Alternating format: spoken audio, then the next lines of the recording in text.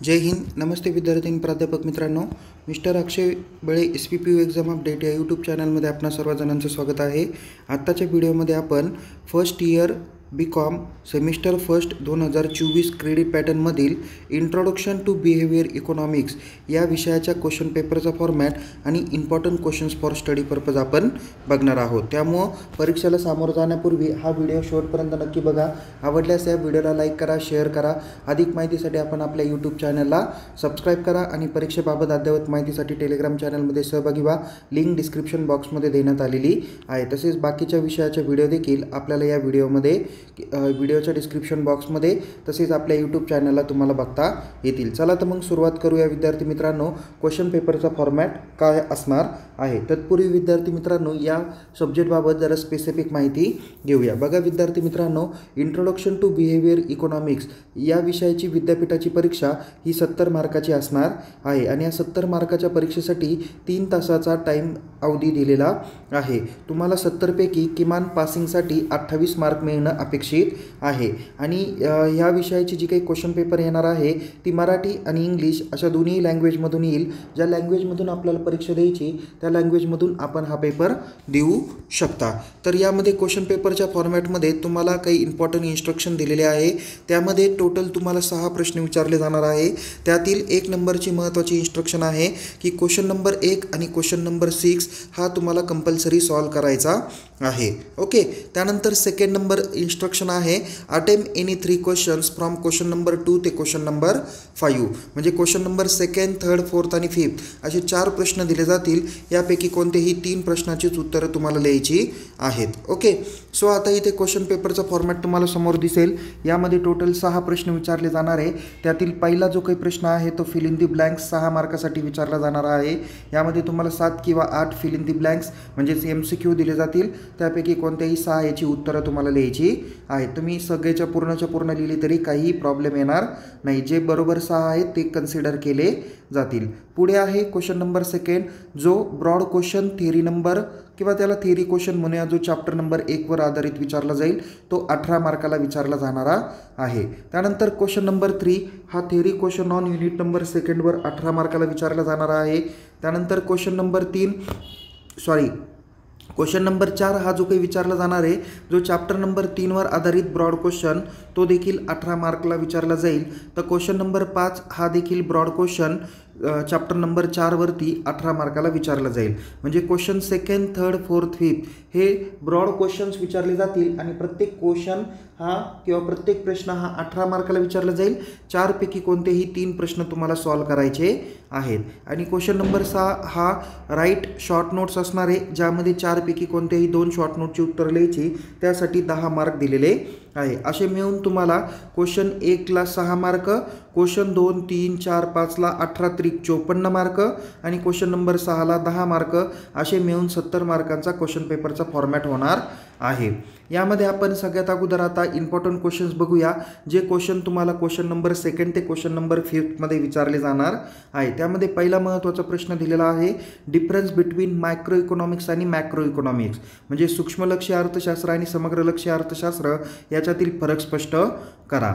त्यानंतर इथे दुसरा प्रश्न आहे define the term of basic economic किंवा explain the basic economics problems and different approaches to solve the problem.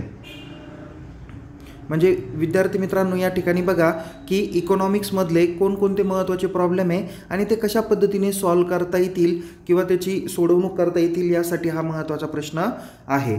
3 नंबरचा प्रश्न आहे explain the interdisciplinary approaches to economics. हे सर्व प्रश्न तुम्हाला चॅप्टर नंबर 1 वर आधारितच विचारलेले आहे जे क्वेश्चन नंबर 2ला 18 मार्काला विचारले जातील. त्यानंतर पुढचा प्रश्न आहे जो चॅप्टर नंबर 2 वर आहे what is demand, state the various factors influencing demand.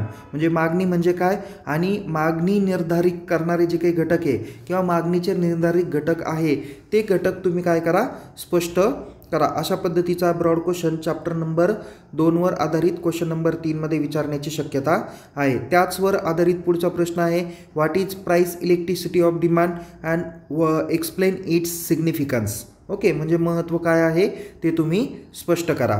त्याच्यानंतर पुढचं आहे explain the concept of consumer surplus and state it assumption. Assumption म्हणजे काही त्याचे काही गृहीतक काय आहेत ते तुम्ही काय करा, स्पष्ट करा. म्हणजे कन्झ्युमर सरप्लस ही कन्सेप्ट तुम्हाला स्पष्ट करायची आहे विथ चार्ट ग्राफ्स वगैरे काय आहे ते, आणि त्याचे अझम्पशन तुम्हाला 1 बाय 1 एक्सप्लेन करायचे आहेत. पुढचा 7 नंबरचा प्रश्न आहे, अत्यंत महत्त्वाचा प्रश्न आहे, तो म्हणजे what is cost and state the determinants of cost. Determinants म्हणजेच काय, the factors determining the cost. म्हणजे किंमत म्हणजे काय आणि किमतीचे निर्धारक घटक कोणते आहे ते तुम्ही काय करा, स्पष्ट करा. अशा पद्धतीचा हा प्रश्न दिलेला आहे जो चॅप्टर नंबर 3वर आधारित आहे. त्यावरच आधारित अत्यंत महत्त्वाचा प्रश्न तो म्हणजे explain the economics and diseconomics of scale. हा अत्यंत महत्त्वाचा प्रश्न आहे. हा पण प्रश्न तुम्ही करून ठेवा जो क्वेश्चन नंबर 4मध्ये तुम्हाला विचारला जाईल. चॅप्टर नंबर 3वर आधारित राहील 18 मार्कासाठी. पुढे आहे नेक्स्ट तुम्हाला लास्ट चॅप्टरवरतीच आहे I think, explain in details factor influencing production. Okay, उत्पादकतेवर आधारित जे काही किंवा उत्पादकतेशी निगडीत जे काही निर्धारक घटक आहे ते तुम्हाला या ठिकाणी स्पष्ट करायचे आहे. पुढे आहे describe the law of variable proportions. त्याच्यानंतर तसाच प्रश्न आहे पुढे, describe the law of return to scale. Okay, या पद्धतीचे काही महत्त्वाचे प्रश्न आहे. शेवटचा प्रश्न दिलेला आहे, डिफाईन ISO कॉन्ट and state it's various types. हा एक प्रश्न चॅप्टर नंबर 4वर आधारित जो क्वेश्चन नंबर 5वर विचारला जाऊ शकतो ते या प्रश्न या ठिकाणी दिलेले आहेत. आता आपण काही शॉर्ट नोट्स बघूया जे क्वेश्चन नंबर 6मध्ये प्रत्येकी 5 मार्कासाठी विचारले जाणार आहे. इथे मी तुम्हाला 10 ते 11 शॉर्ट नोट्स दिले जाणार आहे. किमान तुम्ही 50% जरी शॉर्ट नोट्स कंप्लीट केल्या, चांगल्या परफेक्ट केल्या, तर त्यापैकी कोणत्याही 2 शॉर्ट नोटची उत्तरं तुम्हाला लिहायची आहेत. त्याच्यापैकी पहिला आहे तो म्हणजे इकॉनॉमिक्स अँड इथिक्स. ओके, त्याच्यानंतर पुढे आहे इथे इम्पॉर्टन्स ऑफ मॅक्रो इकॉनॉमिक्स. बघा कधी कधी तुम्हाला ब्रॉड क्वेश्चनला पण प्रश्न विचारले, define the time of macroeconomics, explain their importance, असा पण तुम्हाला ब्रॉड क्वेश्चन कदाचित विचारला जाऊ शकतो. पण इथे मी शॉर्ट नोट्सला तो दाखवलेला आहे. त्याच्यानंतर डिमांड फोरकास्टिंग, त्याला आपण काय म्हणूया की मागणीपूर्व, ज्याला आपण फोरकास्टिंगला आपण काय पूर्वानुमान, मागणीचे पूर्वानुमान असं त्याला आपण मराठीत म्हणतो. नेक्स्ट आहे types of price electricity. Okay, म्हणजे ह्या पद्धतीचा महत्त्वाचा प्रश्न, नुसता तुम्हाला प्राईस इलेक्ट्रिसिटी पण येऊ शकतो किंवा टाईप्स ऑफ प्राईस इलेक्ट्रिसिटी असं सुद्धा प्रश्न विचारला जाईल. लवचिकतेच्यावर आधारित जे काही वेगवेगळे प्रकार आहे ते तुम्हाला स्पष्ट करायचे आहे. नेक्स्ट आहे changes in supply curve. Okay, हा एक महत्त्वाचा प्रश्न आहे, तो पण करून ठेवा. नेक्स्ट आहे शंक कॉस्ट, जे काही वेगवेगळ्या कॉस्टचे प्रकार दिलेले आहे त्यापैकी काही प्रकार मी या ठिकाणी तुम्हाला दिलेले आहे. जसं फिक्स्ड अँड व्हेरिएबल कॉस्ट पण आहे. ओके, नंतर short run and long run cost आहे. त्याच्यानंतर अपॉर्च्युनिटी अँड इकॉनॉमिक कॉस्ट आहे.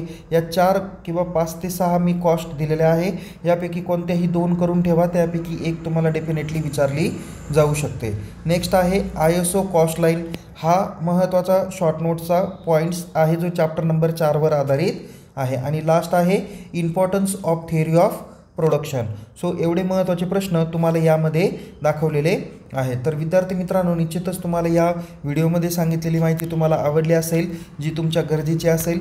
अशाच पद्धतीनं क्वेश्चन पेपरचा पॅटर्न तुम्हाला विद्यापीठाच्या नियमानुसार महाविद्यालयाकडून काढणं अपेक्षित आहे आणि यातूनच बरेचसे काही प्रश्न तुम्हाला विचारण्याची शक्यता आहे. तर विद्यार्थी मित्रांनो, यामध्ये बाकीच्या विषयाचे व्हिडिओ देखील आपल्या यूट्यूब चॅनलला दिलेले आहे, म्हणून त्वरित यूट्यूब चॅनलला सबस्क्राईब करा आणि टेलिग्राम चॅनलमध्ये सहभागी व्हा. लिंक डिस्क्रिप्शन बॉक्समध्ये दिलेली आहे.